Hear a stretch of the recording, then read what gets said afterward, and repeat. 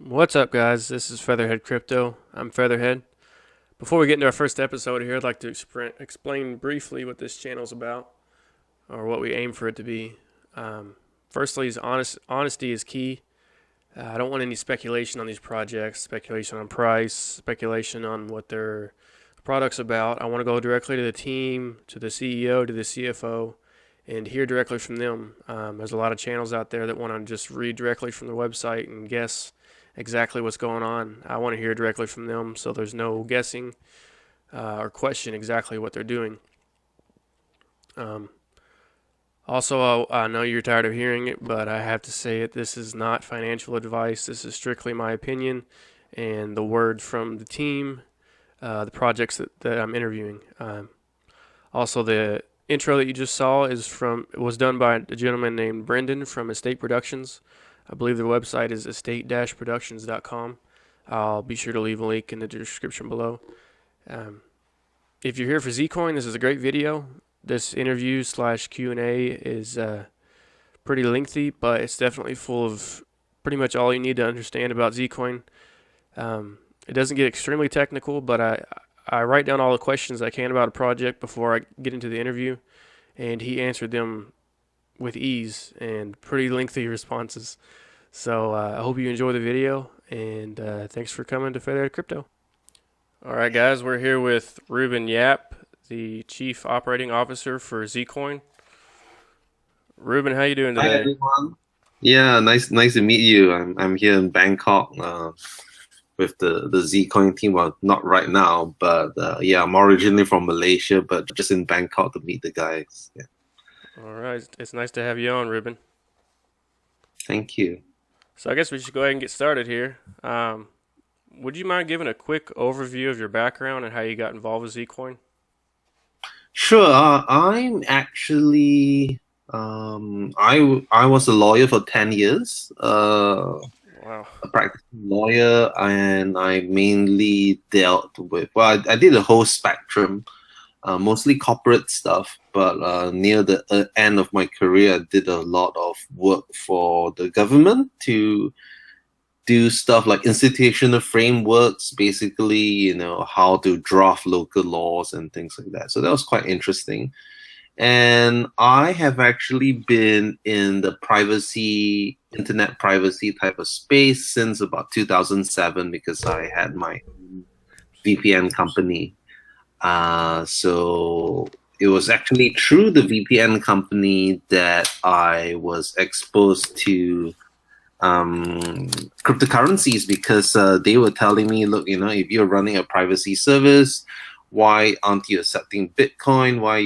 Aren't you accepting other types of cryptocurrencies? And I think I got in about 2012, 2013.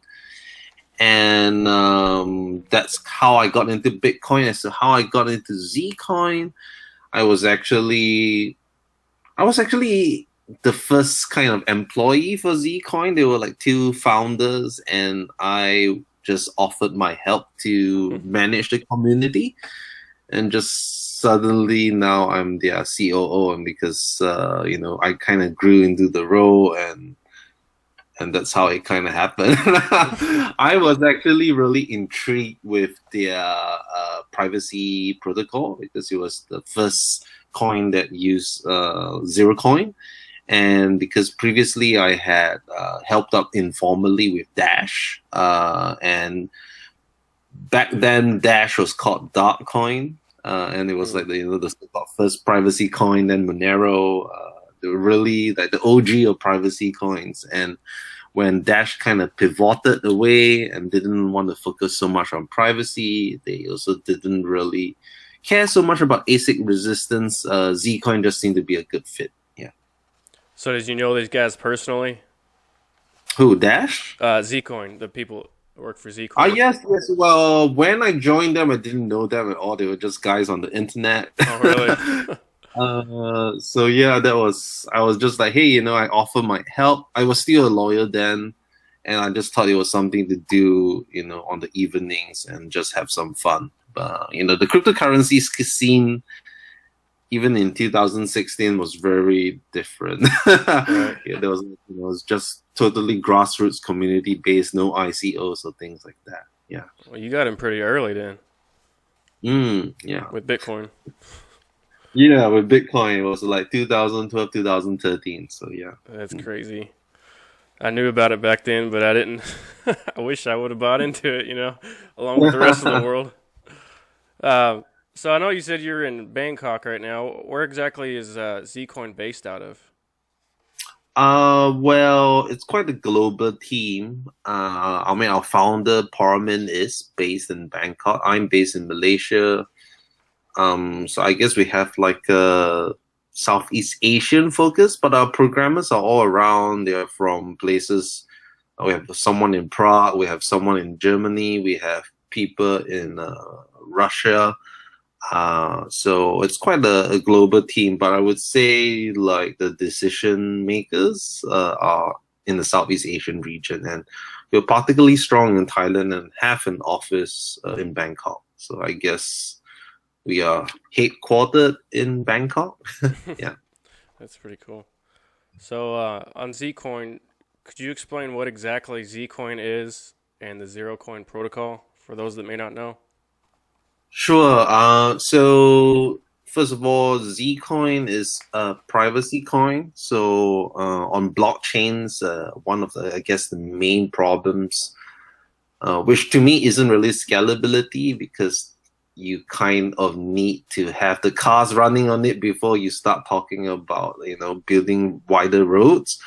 But privacy is a real issue, especially when every single transaction is public and permanently stored on the blockchain, and you don't want to have analytics being done on how much you have, who you're spending with, and there's many studies that actually show that you can do this on publicly available data. You don't have to have any sort of special law enforcement type of rights. Universities and researchers can do this, or anyone with any sort of data analytics background. And we feel that this is a real risk. I mean, it's also like a security risk if you can tie addresses and balances to a particular person. And I do think, especially when you start seeing oppressive governments, that's where privacy really comes to the fore. We also have technologies that promote what we call fair proof of work, where it is, I would say, minimizes the advantage that ASICs can get. So ASICs are like really specialized machines that can mine a particular currency a few thousand times much more,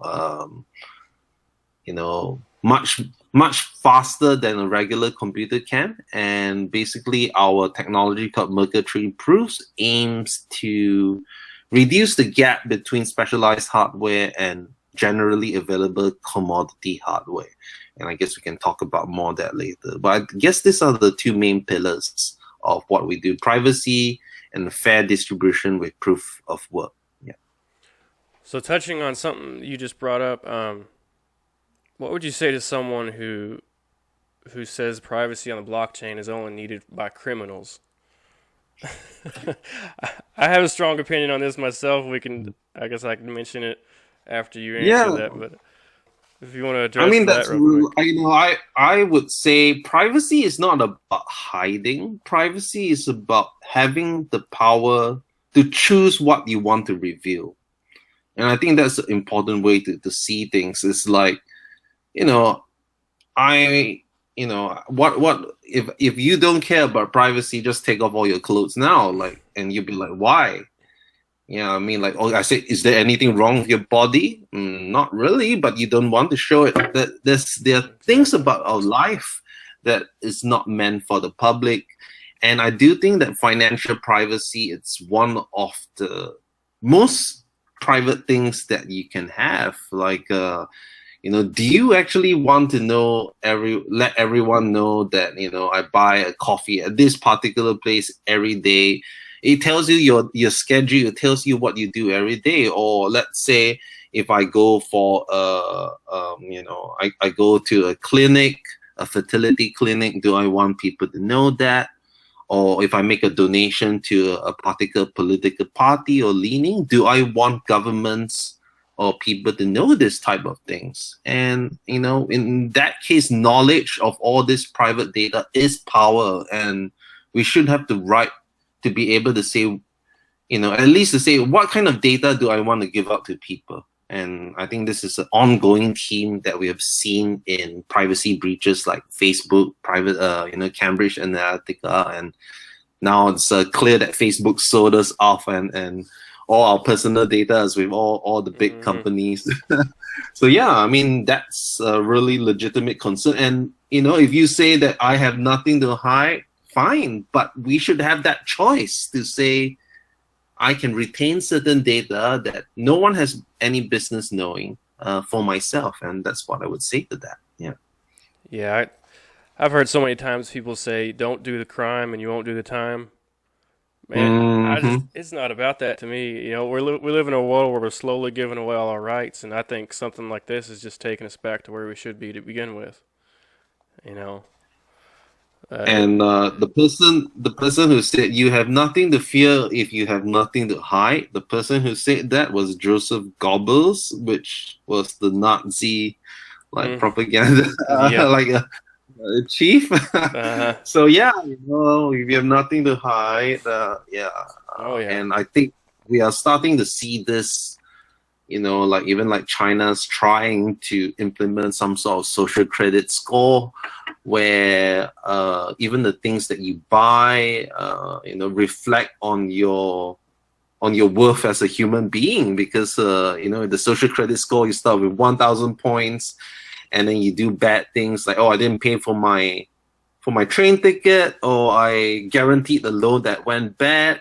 I get demerited the points, and suddenly I can't take bullet trains anymore. I can't get loans, things like that. So I do feel even playing too much computer games can also reduce your points. So who's to determine what's acceptable behavior, right? All right.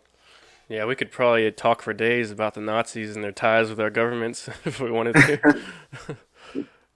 So I see that the tagline for Zcoin is mint, spend, and repeat. What exactly do you mean when you say you can mint a Zcoin? So most people associate minting with like proof of stake coins, where you create new coins, for yourself. But here it's different.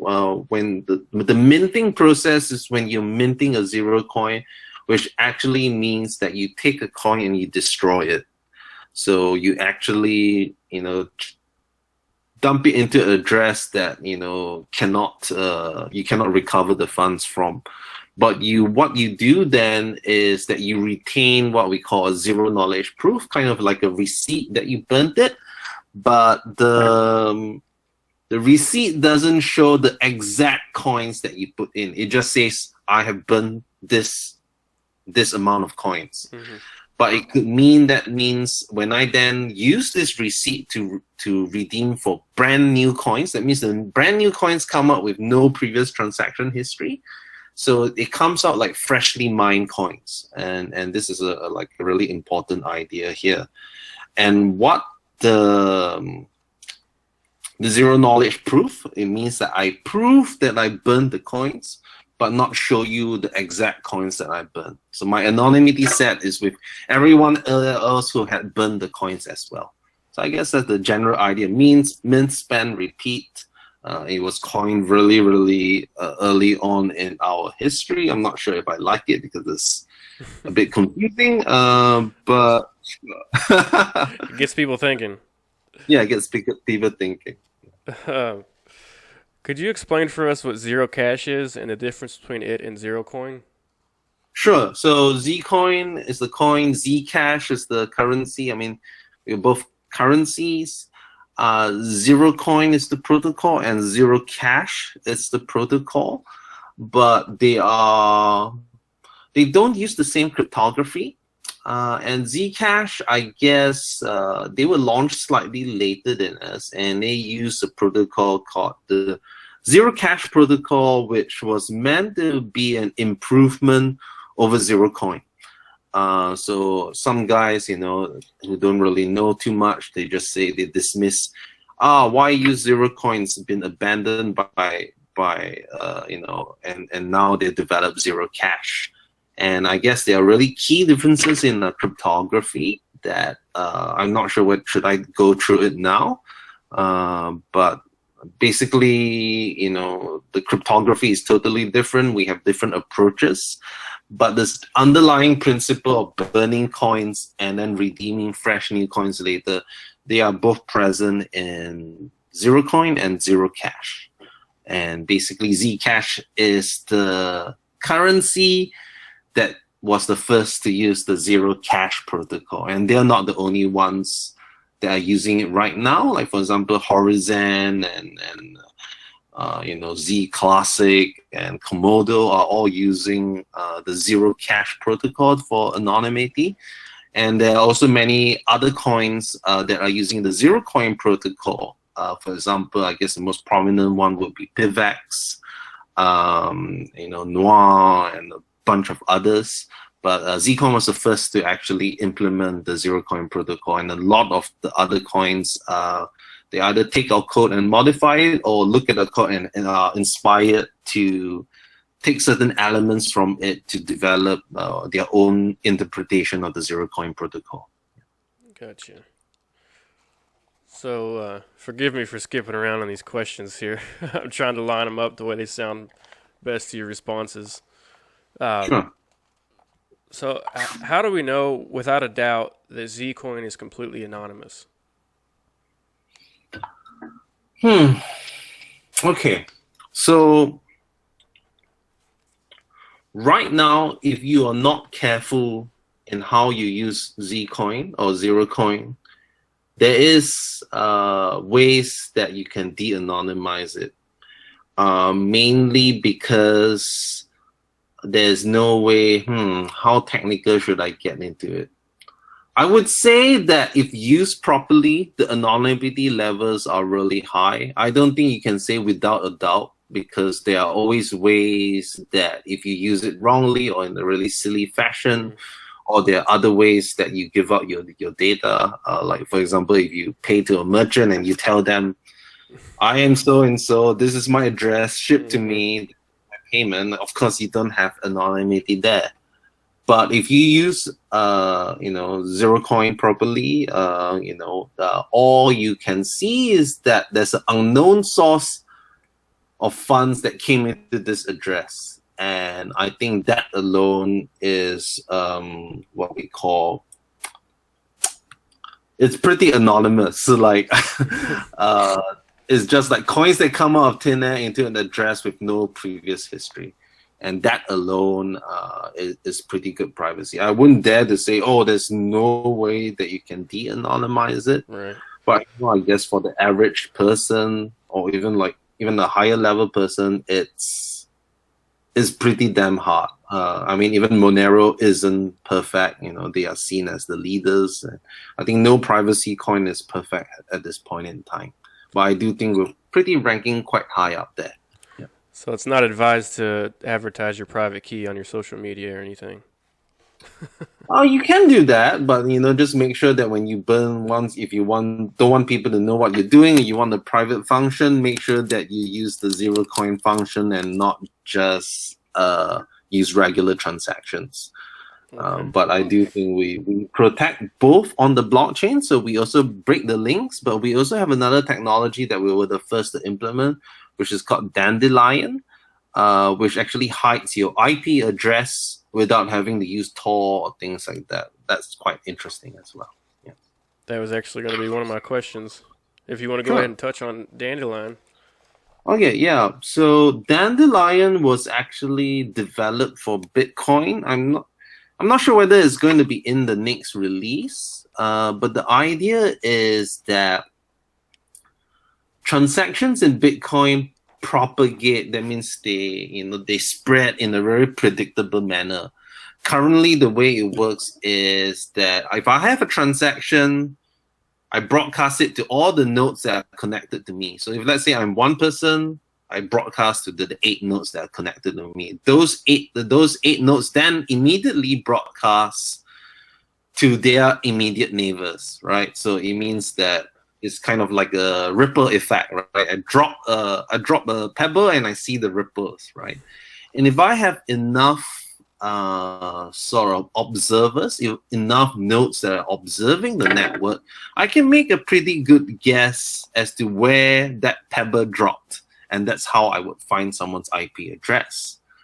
So even if I have all these blockchain privacy solutions, if I don't hide my IP address, although it's not stored on the blockchain, but if I'm monitoring the network actively, I have probably like a 40-50% chance to determine the right IP address that gave a particular transaction. And especially when you make repeated transactions, then my certainty becomes a lot higher that, okay, this person is from this IP address. And once you have an IP address, I have a real person's location or identity. Now, how Dandelion hides this is really cool. So first of all, there are two ways that you can do it. You can either hide your IP address, get on Tor, get on VPNs. But first of all, with VPNs, you're trusting the VPN provider not to give out your info. With Tor, you can what we call cyber attack it, in the sense that a lot of people feel that the government's already monitoring Tor, and most of the network is like NSA's an exit nodes, and meaning that they can see the traffic there. So, and we feel that it's also quite it's like an external service. I should not need to use an external service to hide my IP address. It should be baked into the protocol. I turn it on and it's there. I don't have to think about turning on Tor, turning on a VPN. And even Monero has this problem right now. Like, you have to connect it to something else. Dandelion, instead of telling everyone else of a transaction, when I do a transaction, I tell one other node that's connected with me, and I roll a dice. So basically, the next node rolls a dice, and there's a 10% chance that it will tell everybody, but a 90% chance that it will tell one other node as well. So instead of spreading out in the Ripple, it kind of like goes in stealth mode. Like, there's only one node talks to one other node, another node talks to one other node, and anyone looking at the network can't see this happening, because it's just happening with a small handful of nodes. And at a random 10% chance, it suddenly goes back into the original model of telling everybody. And when the other nodes that had went in the stealth mode detect that, they all then send out the transaction. So now when I'm looking at it, I'm like, where did it originate from? Did it come from any of these 10 nodes? Did it come from one bounce? Did it come from 2 bounces? Did it come from 5 bounces? So I would say that it offers a lot higher level of privacy, because now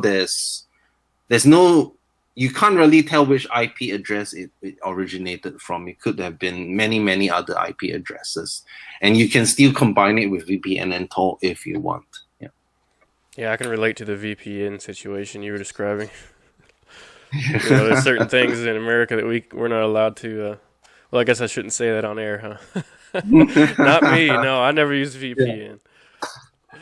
No, I think there's a lot of legitimate uses for VPNs. I mean, like, when I ran a VPN service, even credit card companies refused to allow me to accept payments for whatever reason, and we're like, look, VPNs are not bad things. Why block it, right? So yeah. Yeah, actually, the iPhone, I noticed it'll like ask you if you're using a VPN or not. Like, it's already preset on the phone when you're using the VPN app. So it's kind of like, what's the point in using it if you already know who's using the app to begin with? Anyways, could you explain what Merkle tree proof is and how you plan to use it to solve the problem with miner centralization? Sure. So, first of all, I guess, we need to make a distinction between what we call specialized hardware. So hardware that is specialized to do one thing or a small set of things very, very well. Obviously, in general, specialized hardware will always beat general hardware in efficiency. If this, like, let's say a CPU is designed to do so many, many things, but if a specialized hardware takes off all the unnecessary things and just optimizes to do one thing very well, right? It's kind of like, it's like a clock. A clock only tells time, so it does it well. But well, maybe that's not really a good analogy. But basically, specialized hardware is more efficient than general hardware. And we are seeing this in Bitcoin, where you can't really mine with your computer anymore. You can't mine with your computer, you can't mine with your GPU. And only if you have a Bitcoin miner, or called an ASIC, which is application-specific integrated circuit, basically specialized hardware, only then you have a chance to earn some coins. Now, there's a big problem with that, especially for coins that are just growing up. Like Bitcoin had many, many years of people mining with their laptops, with their CPUs, so they had really wide distribution effects. But once ASICs came into the play, then first of all, you had to buy these ASICs to have a fair chance. And the number of manufacturers of ASICs are very, very small. Okay, that means there's Bitmain, there's Avalon. I think there's maybe like a handful of 4 or 5 people you can actually buy from as a regular consumer. Of course, if I'm owning a mining farm, I can buy maybe from slightly more manufacturers. But that means that suddenly, to get Bitcoin, I need the specialized hardware. And the price of this specialized hardware is not going to be, in most cases, not in a very competitive sense. Like when I buy a Bitcoin miner now, I may be breaking even in 1 year or more, assuming I run it 24/7, assuming I really cheap electricity. Because as an ASIC manufacturer, I am basically making money making machines. If I'm making money making machines, why should I sell it to the public when I could be using these money-making machines myself? So when they sell these money-making machines, they have to factor in, is it more profitable for me to mine it myself, or should I lock in profits and sell it now? And that means that when I actually get the ASIC, that opportunity cost is already built in, right? So the people who only gain from it are large mining farms who can buy it in bulk, and the manufacturers like Bitmain themselves who can choose to withhold this information. And suddenly, mining Bitcoin is not about the regular Joe. It becomes like an industrial effort, and only those people with large infrastructure can actually get into mining Bitcoin. And that's really, really poor for distribution. So what MTP does is that it's an algorithm that minimizes the gap between specialized hardware and general hardware, because it uses a common denominator that it is very hard to optimize further, which is memory. So with kind of computational processes, you can streamline with memory because you have to consider bandwidth and latency. Basically, if most of my algorithm is waiting for the memory, even if I optimize the computational part, I'm still waiting for the memory, right? So that's the bottleneck. And it's very hard to make like specialized type of RAM, especially in very, very large amounts. So MTP uses very, very large amounts of RAM, meaning that even if you develop an ASIC for it, the gains would be a lot smaller because you're still using the same RAM as a general purpose computer. And so the idea is that I can mine with my home computer, I can mine with my gaming computer, and that gives a lot more decentralized hash rate. And it also, more importantly, means that it is very hard to censor us. For example, in Venezuela and Vietnam, they ban ASIC machines. But here, how are you going to ban computers, right? Like people can just turn on their computer at home and earn some Zcoins. And I think if we're aiming to be a currency, distribution is really, really important. And that's how MTP kind of solves it. And yeah. I like your extensive answers. That's how I know if someone's passionate about their project or not. Yeah, maybe I'm going on a bit too deep into it. No, you're good. Please interrupt me if you feel that it's a bit too technical. Yeah. Would you mind talking briefly about Z nodes and the benefits Sure. for those that might hold them? No problem. So it's just a very basic idea.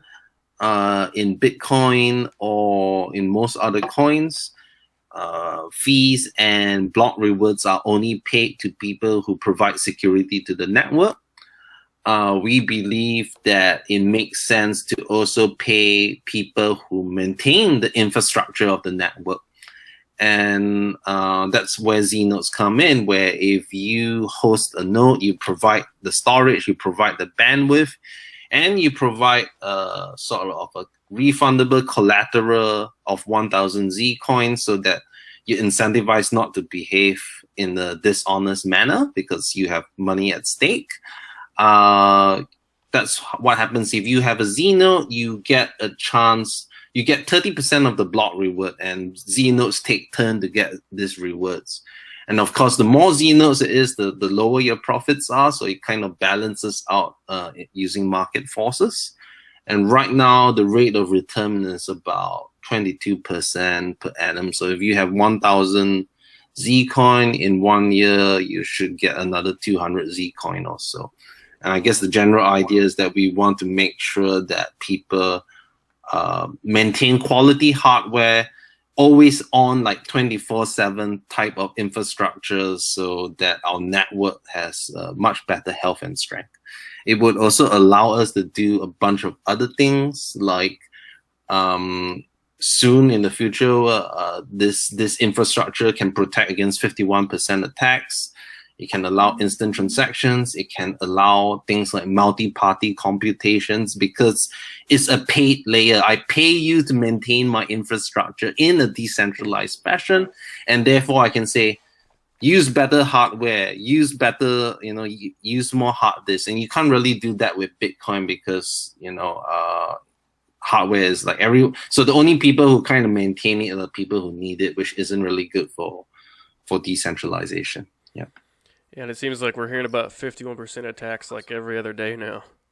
Yes, that's right. I think it is a growing concern. Yeah, no kidding. So if anyone listening is interested in starting a Znode, where do you recommend that they go? Oh, just do a Google search of Znode guide, and I think the zcoin.io guide should pop up to the first one.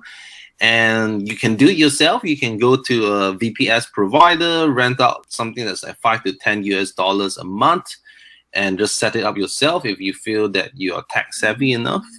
If you aren't tech savvy enough, then there's also a list of providers there of people who can help you host it. And note that you don't even have to send the 1,000 Zcoin to them. You always hold the 1,000 Zcoin yourself. So even your Znode provider can't steal your coins. And all they do is just host this node that's on 24/7, and they charge a little service charge over that. And there's a whole range of providers listed on the guide itself. We don't promote any particular provider. We just list them. So do your own research of what is good and what is not. And you can always ask the community. Yeah. Okay. I hope I pronounced this right. I saw somewhere that you recently launched something called Lelantis. Yeah. Could you explain what exactly that is in the relation to Zcoin? Sure. So Lelantis is actually an evolution of our privacy protocol, and I guess it would be our 3rd gen privacy protocol. So Zerocoin, and then now we're soon to even in the next few months launching Sigma. And from Sigma, we'll then, after that, release Lelantis. And Lelantis currently, right now, we have started coding for it, but we have just kind of published our academic paper where we are looking for feedback from other cryptographers to say, oh, look, does this make sense? And so far, it's been good, but we want to wait for a bit more time before we go full board coding this thing. We are starting coding, and Lelantis improves on many of Zerocoin's what we call perceived limitations. And Zerocoin's limitations are proof sizes. That means the transaction sizes are quite large. They're about 25 kilobytes each, which is about 50 times larger than a regular Bitcoin transaction. It's really big. And the other problem with zero coin is what we call something called trusted setup, where you need to trust that certain initial parameters were destroyed, and if they weren't destroyed, coins could be forged out of thin air. So Lelantus solves both of this, and it also removes the requirement of what we call fixed denomination. So right now, with the current zero coin protocol, if I burn one coin, I need to redeem one coin. And I cannot burn, let's say, 1.567 coins. I need to burn it in fixed denominations. So, I burn one coin, I burn 10 coins, I burn 25 coins, 50, 100. It has to be in fixed denominations, because if I burn 1.23578 coins and redeem 1.23578 coins, everyone can say, yeah, so the min corresponds, the burn corresponds with the creation of the new coins. I know it's related, and so that's why we do the fixed denominations. But Lelantus allows you to burn any arbitrary amount. Let's say I burn 100.56 coins, but I can then choose to redeem 0.4. And you're like, oh well, where did this 0.4 come from? It could come from any of the burns that are bigger than 0.4. So it really improves privacy in that regard, and it makes it a lot easier to use rather than having to use fixed denominations. So that's what Lelantus is in a nutshell. Proof sizes are also down from 25 kilobytes to 1.5 kilobytes. So it's like almost like a 20 times a reduction in transaction size. So really good. So is Lelantus named after a Greek god of some sort? Yeah. It's a name after a titan of moving unseen. It was Permian actually likes this mythology stuff. I'm a bit like Lelantus doesn't really roll off the mouth very well. But hey, I think it's a good idea of it. And this Titan is actually really little. Not many people know much about it. Even if you Google about it, there's very, very little mentions. It's not like a major Titan. But I think it's cool that there's a god of moving unseen, which I guess is very applicable in the privacy protocol. Mm-hmm. Yeah. So something that personally caught my eye, I can't remember where I saw it, but can you actually purchase honey with Zcoin? Yes, you can, from this Dr. Apis, DRAPIS.com, and they accept a bunch of cryptocurrencies. And one time they say, oh, hey, we accept Zcoin. I'm like, okay, why don't we give it a shot? So I started sending honey paid using Zcoin, and I thought that was quite cool. That is pretty cool. Is anybody else doing similar things like that with Zcoin?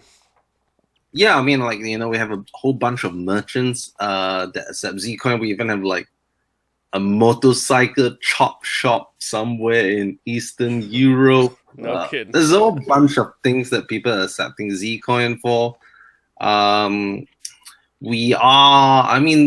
That's all great. Like we have homegrown stores, and anyone that uses coinpayments.net, which has like millions of merchants on it, can accept Zcoin really easily. Though right now we are actually trying to push where we can spend Zcoin nationwide in Thailand, where anywhere that accepts what we call a prompt pay code, which is a government-led universal QR code system. So it would allow like millions of places. I think there's kind of like a registered base of several million people using this system in Thailand, and I believe there's a million merchants or so. I have to double check, but it will basically allow you to spend this nationwide whenever they accept this thing called prompt pay. So that would be really exciting, at least as a test bed to say, hey, this is a real currency that I can use to buy stuff. Yeah. Right. Yeah, I thought that was pretty crazy. Actually, my sister and her boyfriend just got into doing honey, so I think that's why it caught my attention. Okay. That's pretty cool, though. I knew I forgot to ask you something. About the other privacy coins or No, did you all did you all get the involved with the election? Thai government, like an election or something, or a voting? Yeah. So we aren't involved with the Thai government, but we assisted in the Thai Democrat Party, which is the oldest political party in Thailand, Yeah. to help people select their party leader. So it's kind of like, oh yeah, Donald Trump as the head of the Republican Party, right? Hmm. But here, so traditionally, the Thai Democrat Party, how they selected their party leader was a bunch of big wigs at the top saying this should be our party leader, and they agreed. And the current party leader was like, hey, I want it to be more representative and be able to involve any registered Thai Democrat Party member to vote who should the party leader be. And it actually, everyone kind of embraced that, more inclusion, more direct representation. And they wanted to use e-voting because it's just easier and cheaper, and people could vote from the comfort of their own homes. The problem was that there were three candidates who were running for the leadership post, and they agreed for e-voting, but they kind of hit a snag halfway through because they were like, well, if we're going to do this e-voting, who's going to store the votes? If we store the votes, what happens if someone then tampers with it? I don't trust the Electoral Commission. I don't trust anybody. It's going to be rigged. Mm. And I don't want to proceed with the e-vote. Never And heard that before. there was this problem, right? And Permin used to work for Thailand's cyber warfare department. So he was brought in as a cybersecurity advisor to sort of advise on the feasibility of e-voting, the security of the systems, to look at the code. And when they hit this snag, he was like, why don't you use blockchain? And why don't you use Zcoin? And so all the other candidates' advisors were okay with it. The Thai Democrat Party's Electoral Commission were satisfied with it. And basically, Zcoin's blockchain was used in casting the votes nationwide, and over 127,000 people voted nationwide. So I think that was pretty cool, and I guess it's the world's first political election held on the blockchain, because I don't think anyone else has done it. I know some other, I think in the US, which was held like maybe 1 week later, they were trialing some blockchain technology, but I think only like less than 100 people voted. Mm. So I think this is like the first like at scale type of deployment, and I thought that was really cool. And the great thing is that the Democrat Party said that it's not just going to be a one-time thing. They're going to use this system again, and they're not just going to use it for voting the party leader. They will use it for polling, like, what do you think about this? What do you think about that? And I think in those cases, blockchain voting makes a lot of sense, where the risk level may not be as high as, let's say, a national election. That's insane. I mean, that you all Hmm. can actually say that you did that. Did that get you all some Yeah, and serious publicity? no one really talked about it. I mean, we got featured on NASDAQ, which was pretty cool. But none of the major publications, like even CoinDesk, it was just like a footnote. And it was quite sad. But yeah, I do think that we really achieved something pretty groundbreaking there. Yeah. Yeah, I'd say so. If I hear anything, I mean, if I've ever heard of a project being legitimate, it's something that's involved with a voting process. Yes, I that's mean, right. especially if you can convince somewhat of a government to get involved. Hmm. Um, so as you learned today, I have a community on Telegram, the Featherhead crypto community. I asked them Yep. if they had any questions for you, and if you don't mind, I'd like to read a couple of them. Yeah, but first of all, why is it called Featherhead? Is it because your head uh, is like frisbee, it's kind of a graphic story if you want to hear it. Um, It's Maybe we can save that after the chat. I thought it what? was like a simple explanation. Yeah, it's not super graphic. It was just basically a nickname that I got, a few years back, and it just stuck. It was started out as an insult, and Okay. people started just calling me Featherhead, so I just embraced it. So, Okay. well, it was my nickname on Telegram, and everybody was calling me that, so I just kind of Featherhead Crypto.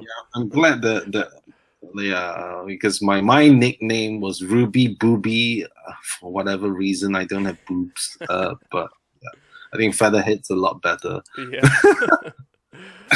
um, so Crypto Newton from my channel, he asked, "How is this better than XMR's ring signature and Noir's zero coin protocol?"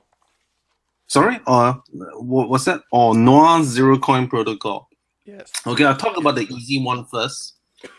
Noir Zero Coin Protocol. So Noir, before they rebranded, was called Zoin, Zoin, which was basically Zcoin without the C. And they basically took our code and then dropped the C and removed the founder's rewards.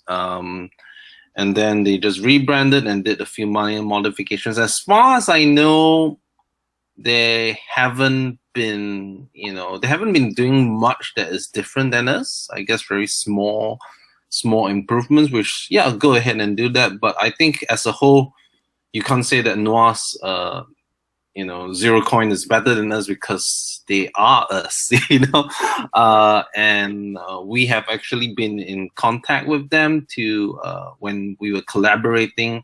More of like, hey, we told them like, look, there's this vulnerability in Zero Coin. There's this stuff that you can improve. This is our code. Please take a look at it and implement it into your system to secure it. And that's basically, as that's not like it's better or not, but we are the guys that developed the technology and they went ahead and used it, which is fine. No problems with that. But it's not like better per se. Now for Monero, which is XMR, which is, I guess, seen as the leading privacy coin today. First of all, it is a pretty good privacy coin because it has also had a long time to develop. It's much older than us. But the general premise of Monero is that when I send a transaction, I built decoys around me to sort of hide my transaction in a bunch of decoys. So it's like when I send a transaction to you, I then create almost like 9 or 10 other people and make it seem like it came from these other people, and then send it out to 10 other people or 11 other people. And within those like 11 inputs and 11 outputs, one of them is real, right? That's the general sort of idea of Monero. And there's an analogy that is a bit crude, but everyone gets it.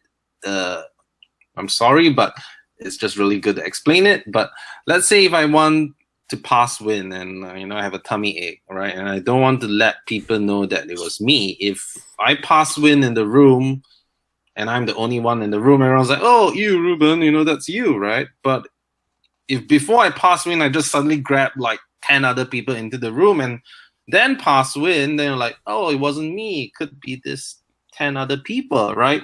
And that's, I guess, what decoys are, right? You're building this plausible deniability. Right. I wonder what gave you that inspiration for that analogy. Yeah, I have a lot of tummy trouble, but no, let's not get into that. But yeah, so that's what the general idea of decoy transactions are. And alone, this seems like a good idea because then 10 inputs, 10 outputs, and then it just goes over and over like through several iterations of this thing. In theory, it should be very difficult to trace who make this particular transaction because there's so many, 10 plausible sources, 10 possible outputs. But when you do repeated transactions, that's where the problem starts coming in. And if you take a look at this talk called Satoshi Has No Clothes, I strongly recommend it.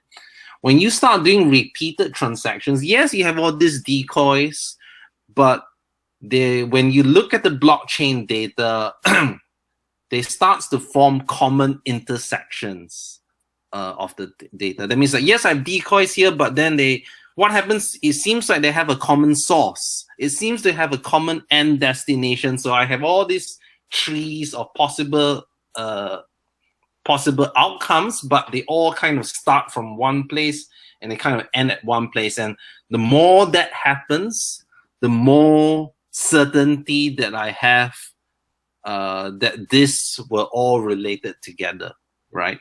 And remember, when I'm receiving a transaction, I know which transaction is real, right?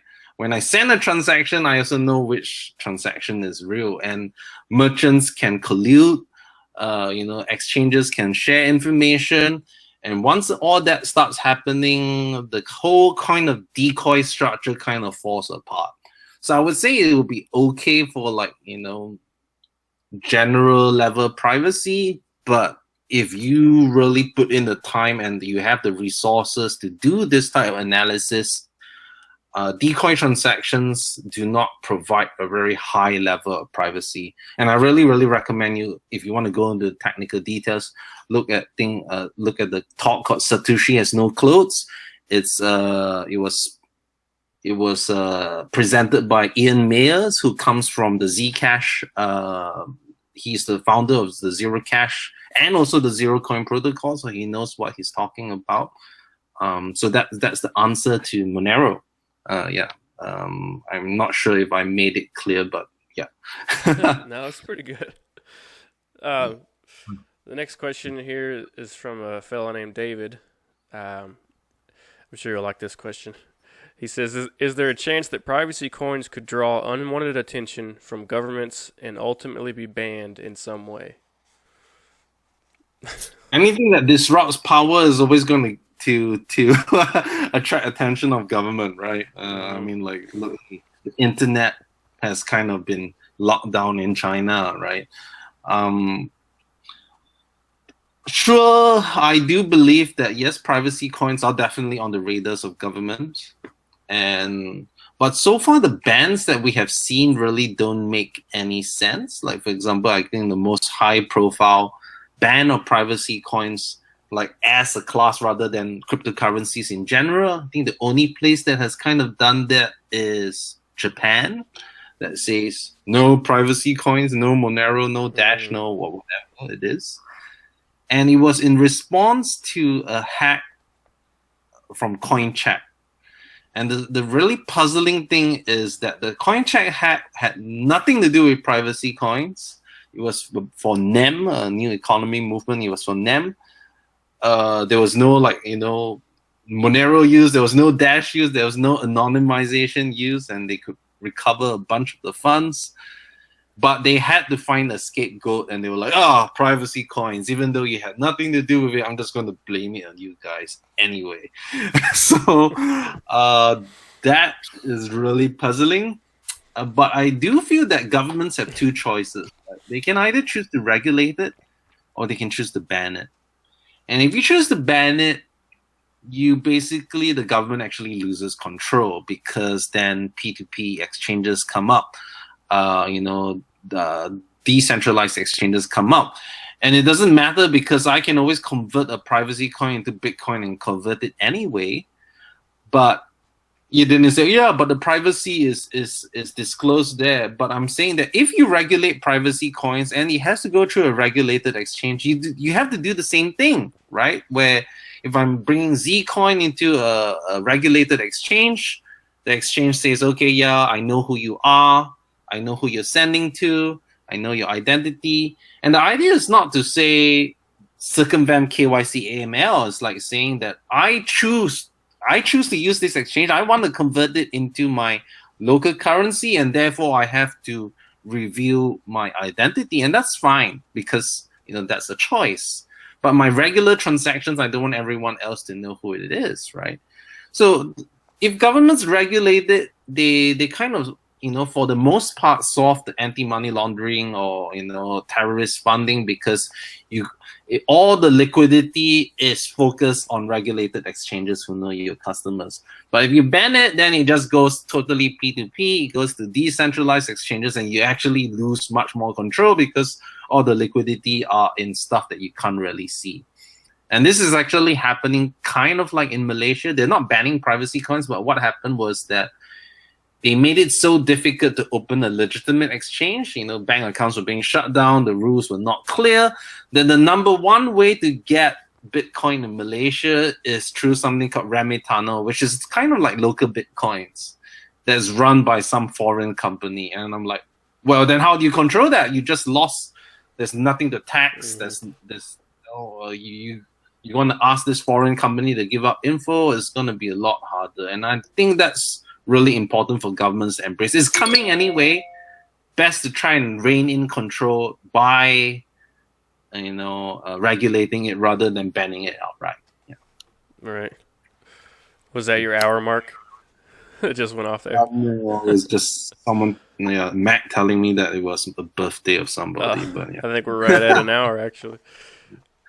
Not too many more questions here. Next one's from a fella named Pippin Ain't Easy. Okay, Pippin, all right.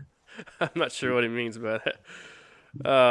What were Zcoin's total funds received, your current funds available, and what have you done with your funds thus far? First of all, we're on the ICO. We didn't raise any funds. Well, we had like several seed investors, including Roger Ver, but they were just a handful. I don't think I'm at liberty to tell everyone what we got. However, I can tell you that within the first month, all those funds were gone because our co-founder, who was I guess I can say this, our scammy co-founder ran away with all the funds. Wow. In the month, and therefore we were wiped out of all our funding. We don't publicize this, but we don't hide it either. We if anyone asks, we tell them. And if you take a look at our Bitcoin Talk forums, it's all there. And this guy, okay, but never mind. Not to name names, you can do your own research. Right. But we had to basically find a new seed investor. We pushed out this scammy co-founder and brought in new investment. It wasn't a lot of money. I can tell you it was less than $1 million. But how we are funded is from the block reward. So from the block reward, 14% goes to seed investors and 8% goes to seed investors, people who funded us and bootstrapped us. And 6% goes through the development fund directly. And that's how we receive our funds. As to how much we collected, you just calculate, 6% of the block rewards, that's how much we get. I wouldn't tell you how much money we converted into fiat, but we have enough to run our team. We have had really little layoffs. You can see that our development is continuing. I think that's enough to be said about that. Yeah. I'm glad you're transparent about your co-founder. I actually wasn't aware of that. I'm all about honesty. It's better just saying the truth when you're ahead, because if you try to hide it and someone finds it, they're just going to, it makes you look even shadier. So there's nothing to hide. It's kind of like it was really sad and in a way, it kind of built the relationship between Porman and I, because the guys that stuck around and continued building it because right after that, we suffered a hack because, we had only one developer, which was Porman, and it was really bad. Like, we thought Zcoin was dead, but hey, look at where we are now. We're thriving, we're improving, we have a whole team, we have researchers, and I think we've come a really, really, really long way, and I'm personally very proud that we kind of got over that. Like, it's real tough, a real uphill climb. And even to today, some investors, they just write us off. I was that scammy co-founder and then got hacked. But that happened in like 2016, And it's like we're such a different animal now. We're listed on Binance, Bittrex, Wobby. We have like researchers, academic papers coming out. We did the election, and I do feel that we are really making moves in the right direction. Yeah, I'd say so. That's quite a journey to go from that to where you are right now. Yeah, definitely. Uh, Next question is from a fellow named JC Crown. He wants to know if you've heard of a project that supposedly launched today known as Grin. And of course. If so, what are your thoughts on projects such as this in relation to the competition for Zcoin? I would say Grin has a very interesting story. So Grin uses something called Mimblewimble, and there are currently 2 implementations of Mimblewimble right now, which is Grin and Beam. But let's just talk about Grin, which is the more prominent one. I wouldn't go into all the technical details, but I guess it helps to understand how Mimblewimble kind of works to evaluate its privacy protocol. So stuff like us, you burn a coin and then you redeem, coins with no previous transaction history. That's how Zerocoin and Zcoin privacy protocol works. Mimblewimble's the way it works is almost similar to Monero, where you're using decoy transactions, but except the transactions are not necessary, they're not decoys. So in Mimblewimble, all transaction values are hidden, so you cannot tell the amount that is being transacted, but you can see A transfers to B, right? And that's not good because you have a link. Now, what Mimblewimble does is that, so let's say I have 4 or 5 people making a transaction. So remember with Monero, I find 10 other people to fought with. Basically now I'm with Mimblewimble, I'm like finding everyone who wants to fought and joining them together in the room, and everyone lets out the fart, and I'm like, oh my god, what has just happened, right? And you can't. So you see all this input and all this output similar, except that they're all real transactions, but you just don't know who has been transacting with who. Now, the way this is, so on the blockchain, all you see is a bunch of inputs and a bunch of outputs, which is really similar to Monero, except it's on a higher scale. You're not limited to 10 people. You're basically limited to how many people made a transaction in that block. So first of all, that means your anonymity set is kind of limited to how many people made the transaction in that block. And if your block time's relatively quick, there may be some blocks where there are very few people that you're mixing with, right? The other thing is that if you monitor the network, you can also see how transactions are being joined together. This is kind of mitigated by Dandelion, which they also implement. But in a sort of a general idea, so it's like A to B and C to D. So they're like 2 separate transactions, right? So they join the transaction together. So it means like A, B, C, D. You don't really know who goes to thing. But if I monitor the network and say, when did I first see this transaction? I can see that AB came first and then CD, then it gets joined together. And there's kind of you have to trust the pools not to record this data.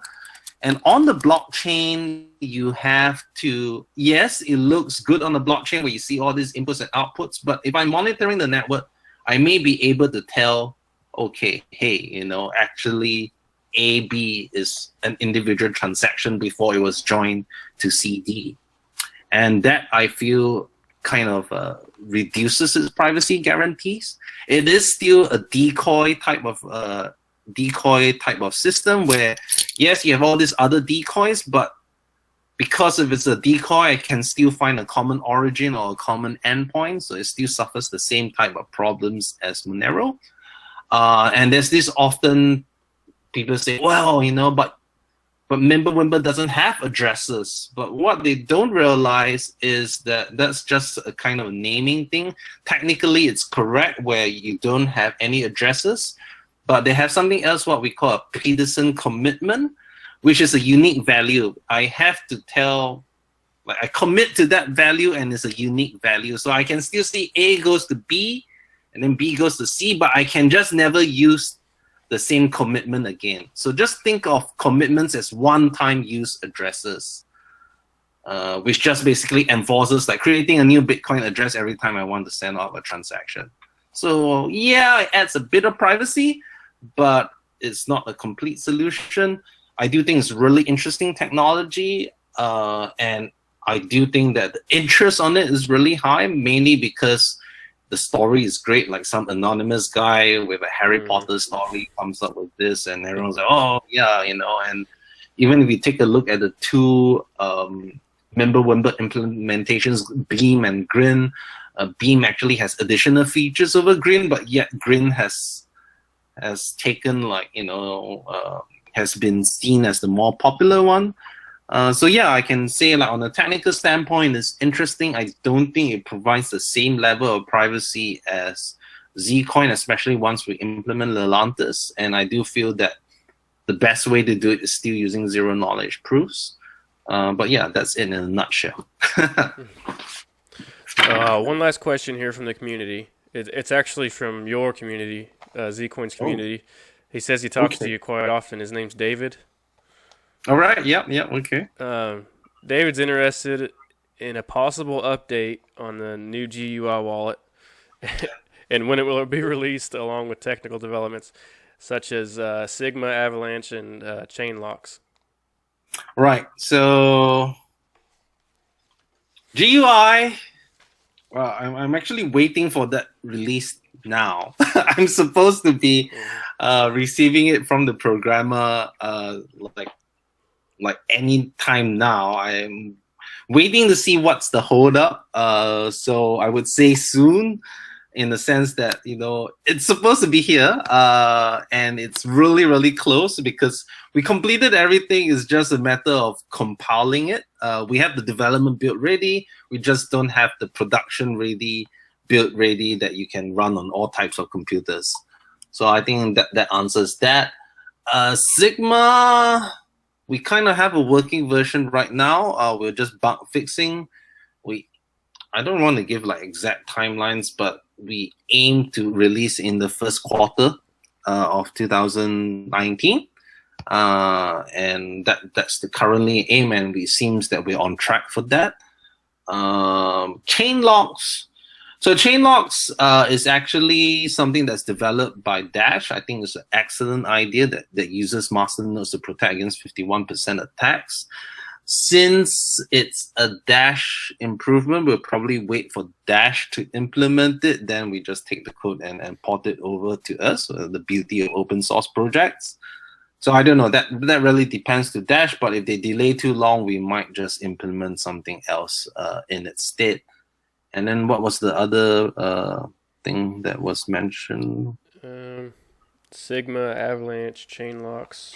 Okay, so Avalanche, I would say, so Avalanche is like a pre-consensus protocol which allows you to have instant confirmations at the same Ripple type of security until it goes into a block. That's just still in the exploration stage. I think for the moment we might just turn on a Dash private instant send, just a Dash instant send that uses masternode to allow instant transactions, and we will stop there until we research into Avalanche further, because there's no real pressing need right now. Yeah. All right. Well, I only have a couple more questions, and I'll let you go. Sure. These are just from me. So, are you satisfied with where Zcoin is today? Like, have you all been achieving your roadmap goals? I know a lot of projects seem to struggle even achieving their personal roadmap goals. I mean, I do think that we're meeting our roadmap goals with slight delays, but I'm quite happy that what we've achieved so far. Of course, could we have done better? Yeah, definitely. I think we can always have done better in retrospect. And I guess it's just about continuously improving our processes so that we can meet these deadlines. But I think people have to realize that development is it's not like, oh yeah, I know it definitely takes this amount of time, because the way development works is that you do it and then you like see, okay, does it work, and then continuously say, oh, in this case it doesn't work, I need to write more tests here and whatnot. That's the way software development works. I am generally happy with how we've been. The only thing that I'm really not happy with about, which I also sense David's not so happy about, is that the GUI, our new wallet interface, has been delayed really heavily, and I'm quite upset about that. But that's the only thing really that I'm quite upset about. And the rest, I feel that we're really coming together. Now that we have an office in Bangkok, we can fly our programmers in and work together, and it's been a lot more productive, and also building the team, because working remotely has its limits. But in general, I'm quite happy. The only thing I would say that I wish was better was awareness of our coin, because I do think that we're one of the few coins that, first of all, had a real world use case, is trying to push real world adoption in a meaningful manner. We have actual original development that we're not just copying from other people. And I do think that we, as a team, are pretty transparent. So I wish more people would look into that, and not buy into all this hype coins. Where we have like pseudo privacy coins like Verge that doesn't do any type of privacy, yet they are worth so much. So yeah. So there's a question I ask CEOs and team members. It's kind of a terrible question, because as a team member, you can't see into the future, and there's so many things that happen along the way. But I can't help but ask, for people that are in for the long haul, where do you see Zcoin in let's say 5 years or so? Like, what are your goals with it? I would like to see, first of all, Zcoin recognized as a leader in the privacy space, and that privacy isn't seen as a taboo anymore. And I feel that once in 5 years' time, maybe people realize that, hey, privacy is valuable. And I would like to see, not just speculative behavior with Zcoin. I would like to see actually being used in real life. And hopefully we see that in the next 2 years, not 5 years or so.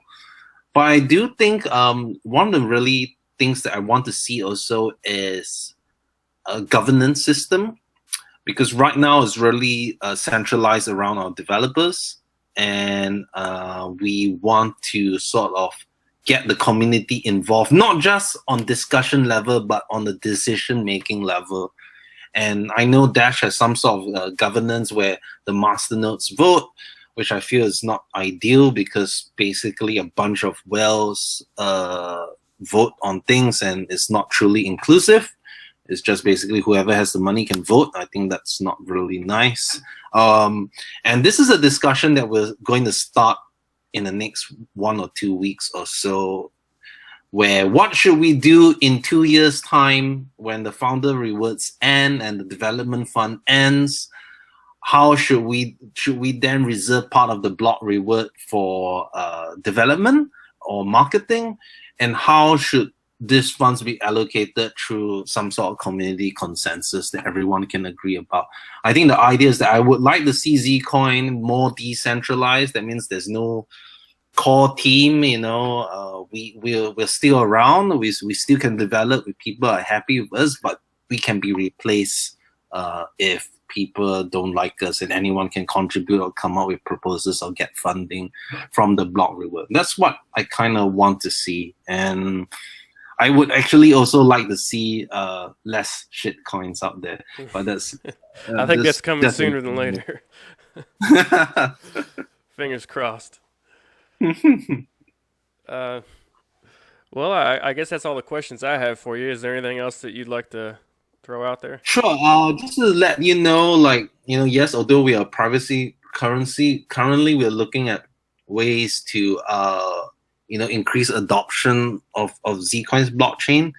And although we are being very careful about this, and we haven't made the final decision, is that smart contract capability is being built into Zcoin, but we are trying to think of a way that we will do it that will minimize any security risks to function as a currency. I guess the idea is that we want to be smart, programmable money in the sense that you can program it.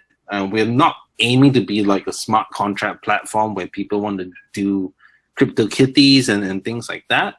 But we want people to be able to do security token offerings and things like that on our blockchain.